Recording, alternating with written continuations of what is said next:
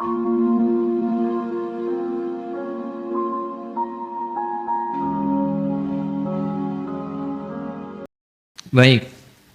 Islam datang membawa risalah ketenangan. Dan memang Nabi Adam pun ketika pertama kali bertugas di bumi, Allah memerintahkan untuk memulai tugasnya di bumi itu langsung oleh Allah difirmankan, semua misi yang dikerjakan oleh Adam alaihissalam itu yang paling menariknya adalah disertakan dengan konsepsi ketenangan dan kesenangan.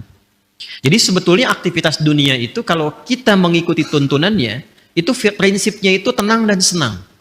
Ingat itu ya, tenang dan senang. Baik, itu ada di Quran surah kedua Al-Baqarah di ayat 38. Qulna bitu minha jami'a fa imma ya'tiyannakum minni huda faman tabi'a hudaya fala khaufun 'alaihim wala hum yahzanun. Sekarang misi dimulai, kata Allah, Adam, Hawa turun semua ke bumi, misi dimulai. Karena Nabi Adam, kakek moyang kita, dan istri beliau, Sayyidah Hawa alaihissalam, ingat ya, Allah menciptakan manusia pertama itu Adam dan Hawa. Bukan Adam dan Hendra. Ingat ya? Adam dan Hawa. Jelas? Betul ya? Betul. Jadi begitu kemudian disampaikan, misinya diviralkan. Apa tujuan mencipta Adam dan nanti keturunan yang disebut dengan Bani Adam, disebutkan 7 kali dalam Al-Quran itu, fungsinya adalah di bumi terkait dengan ibadah. Quran surah ke-51 ayat 56, "Wa ma khalaqtul jinna wal insa illa liya'budun." Nanti pekerjaan ibadahnya bukan di langit.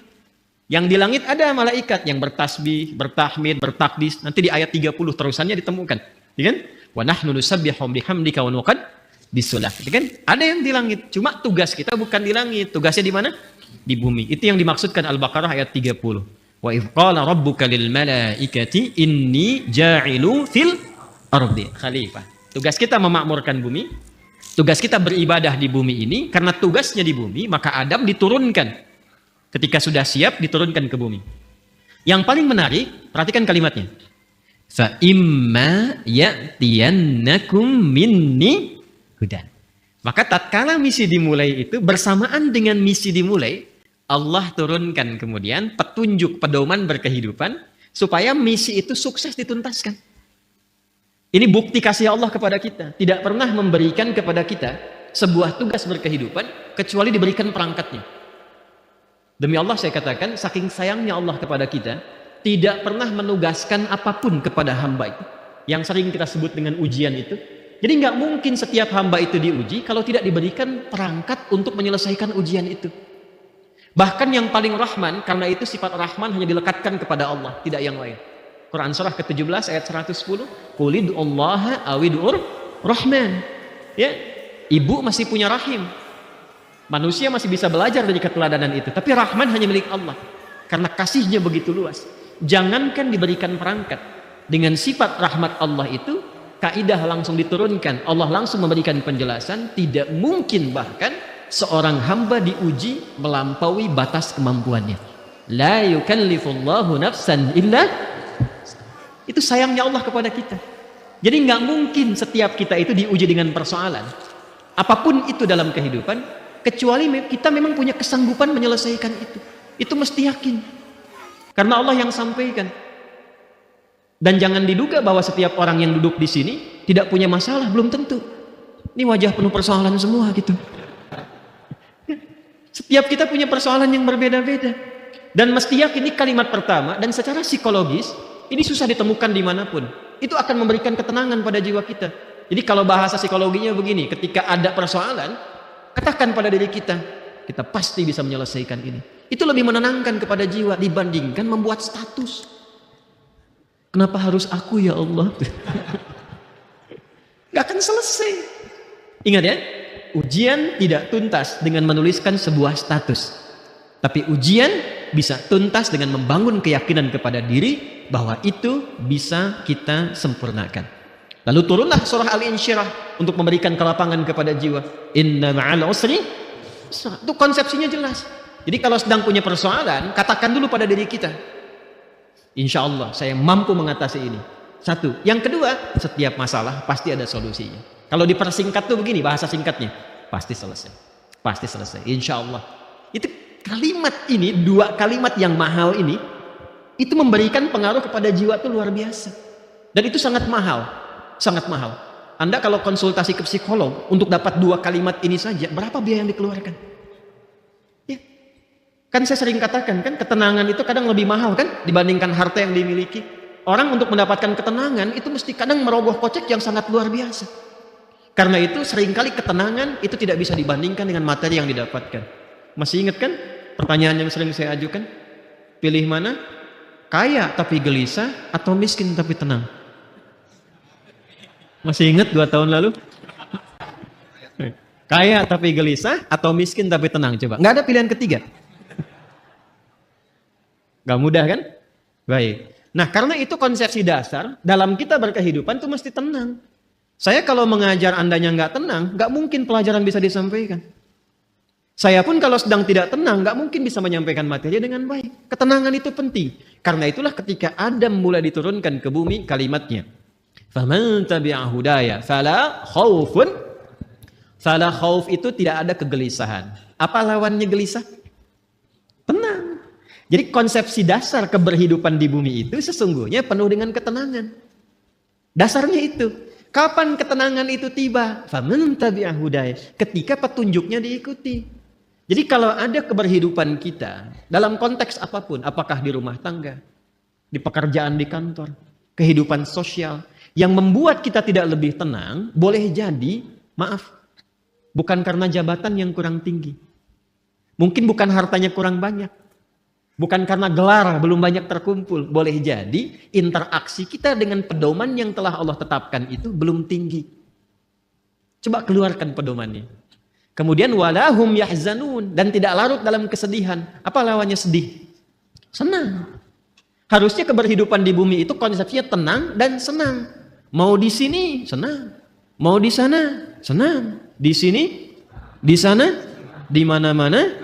Iya. Itu memang konsep dasar berkehidupan. Kapan itu terjadi? Kapan?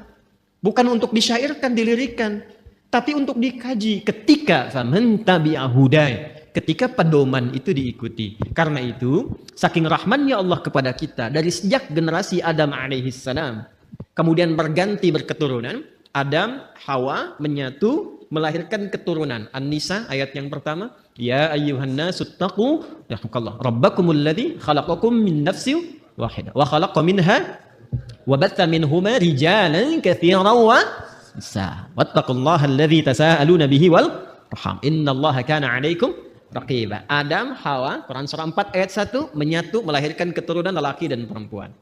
Lalu menyebar semuanya ini. Berbeda-beda tempat. Ya, boleh jadi beda RT, beda RW, beda kecamatan sampai beda benua. Bahkan sukunya bisa tidak sama. Dalam bahasa Arab perbedaan komunitas disebut dengan sya'bun, jamaknya disebut syu'ubun. Suku disebut dengan qabilah, kabilah jamaknya qabail. Maka turun Quran surah ke-49 ayat ke-13. Ya ayyuhan nasu, hei semua manusia yang berinteraksi dalam kehidupan. Jadi kalau disebutkan nas itu sifat manusia yang punya sifat sosial, akan butuh orang lain. Pasti berinteraksi. Kata Allah, hei semua manusia tanpa kecuali, yang dekat, menengah, ataupun jauh. Jadi yang merasa dekat dengan orang lain, dekat dengan Allah, atau menengah, ataupun tinggalnya di tempat yang jauh. Karena ya itu panggilan disebutkan 361 kali dalam Al-Quran, memanggil dengan semua jarak. Ayyuha, ayunya munada, haknya tanbih. Ayyuha disebutkan 150 kali dalam Al-Quran, berfungsi untuk menguatkan dan mengingatkan. Kata Allah, saya tegaskan, saya ingatkan. Kalian semua itu, inna khalaqnakum min dzakari wa untha. Dengan keagunganku. Jadi, saking kita itu dinilai tinggi oleh Allah, maka ayatnya dibuka dengan kata inna. Menggunakan bentuk ta'zimun nafsi li ta'zimi sya'ni. Rumus cepatnya begini, rumus cepatnya. Jika ada dalam Al-Quran dibuka dengan kata inna, naknya panjang, tidak pendek, karena ada inna. Jelas? Wal 'asr, Quran surah 103, wal 'asr innal insana lafi, itu yang pendek, innal insan. Ya, itu inna di situ huruf taukid, Inna harfu nasbin wa taukidin tansibul isma wa tarfa'ul khabara mabniyun 'alal fathi la mahalla lahu minal i'rabi. Itu gramatikal nahwunya. Tapi kalau ada panjang inna, maka itu gabungan dari inna pendek plus na panjang, singkatan dari nahnu. Rumus cepatnya, kalau dibawa ke Quran terkait dengan Allah, jangan diartikan jamak. Awas, kita ini ngaji ilmu balaghah, jangan diartikan jamak, nggak tepat kalau jamak. Ya, karena itu kita harus bahas dengan ilmunya. Maka di ilmu balaghah nanti itu ada kaidah begini, ada kaidah nanti disebut dengan huruf-huruf menunjukkan ta'zimun nafsi, menghadirkan keagungan zat. Keagungan zat. Nah, menariknya di Quran itu, Allah kalau sudah menampilkan keagungan zatnya, itu selalu menggunakan kata inna panjang untuk memberikan kesan bahwa informasi yang disampaikan begitu agung. Jadi ada yang istimewa di informasi itu. Nggak sama dengan yang lain-lainnya. Ada yang mahal nilainya. Istimewa sekali. Saking istimewanya, Allah menghadirkan keagungan zatnya untuk menunjukkan keagungan informasi yang disampaikan. Contoh. Tiap hari ada siang, ada malam ya. Sebelum kehidupan berakhir. Malam itu kan normal. Setiap berganti, sekarang malam. Kemarin ada malam? Ada ya? Baik. Malam itu bahasa Arabnya lail. Tapi ketika yang ada istimewa di malam itu, makanya pakai tak di ujungnya. Dari lail jadi lailah. Saya tanya begini. Kemarin saat Ramadan, ada malam yang istimewa nggak? Namanya malam apa? Lailatul Qadar. Baik ya? Kalau ada tak berarti istimewa ya. Coba lihat surahnya, surah ke-97. Bukankah ketika menyebutkan malam Al-Qadar itu di depannya pakai inna panjang? Inna anzalnahu fi, untuk memberikan kesan bahwa informasi yang disampaikan begitu istimewa. Nah, kita ini manusia itu bukan makhluk biasa. Ini makhluk istimewa, Pak, Ibu. Jadi jangan melihat diri kita itu sebagai sesuatu yang rendah, tidak. Allah murka itu. Ya, kita itu makhluk yang istimewa.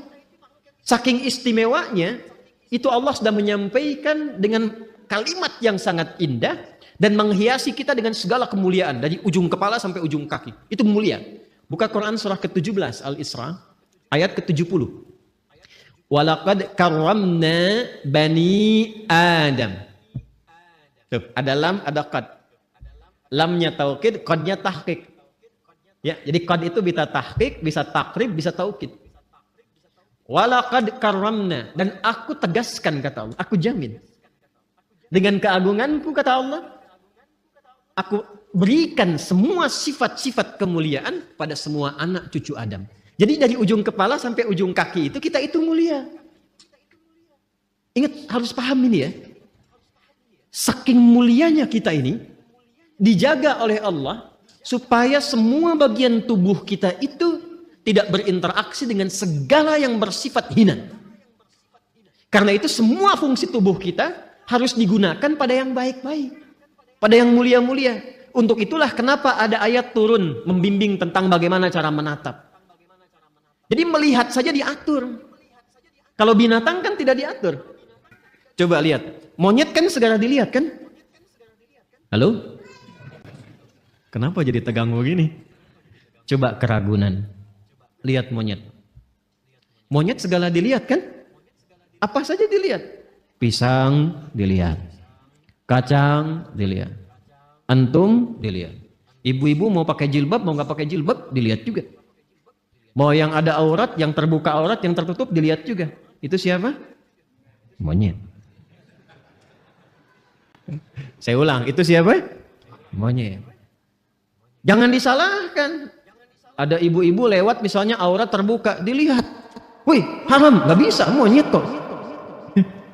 Karena kita bukan monyet, kita bukan binatang, maka diatur.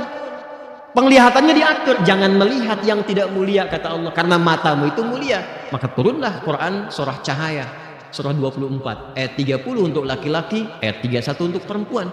Qul lil mu'minina yaghuddu min absar wa qul lil mu'minati yaghuddna min absar. Kata Allah, kamu itu makhluk mulia. Karena itu pandanganmu pun harus mengarah pada yang baik saja. Ketika yang dipandang itu nggak bagus, palingkan. Ghaddul basar itu bukan nggak boleh lihat. Ketika yang dilihat tidak layak, jangan dilihat. Gambar-gambar yang tidak elok, jangan dilihat. Tontonan yang tidak bagus jangan dilihat. Proyek yang bukan punya Anda jangan dilihat. Alas kaki keluar dari sini bukan punya Anda, jangan dipaksakan dilihat-lihat.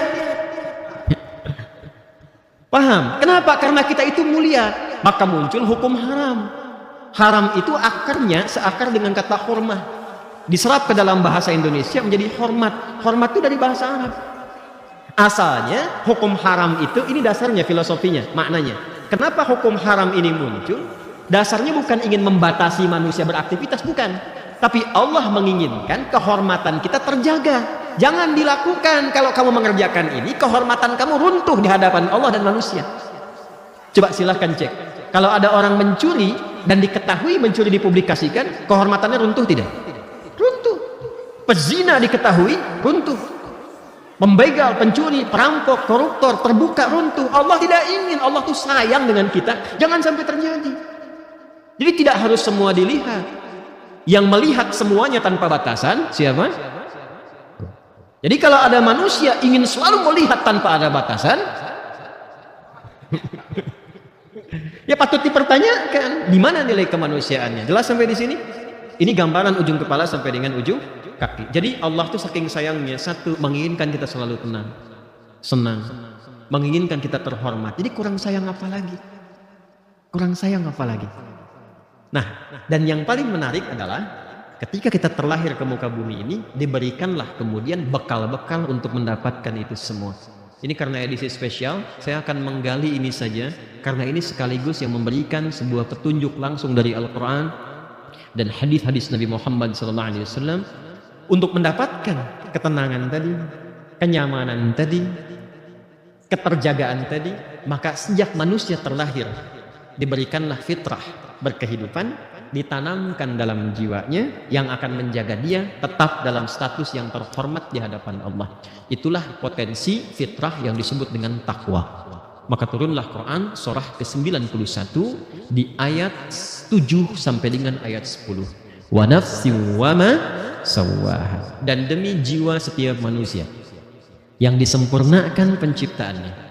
Fa'alhamaha fujuraha wa taqwa. Maka demi menyempurnakan itu ditanamkanlah pada dirinya fitrah, potensi-potensi kebaikan, yaitu satu katalisnya namanya fujur, dan inti hidup berkebahagiaan itu yang disebut dengan takwa.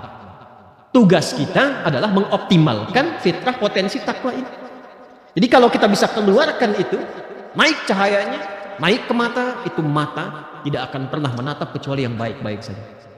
Turun ke lisan, lisan orang yang sudah punya takwa, itu lisannya akan terjaga. Tidak pernah dia bertutur kecuali yang mulia saja. Sampai ke ujung kaki.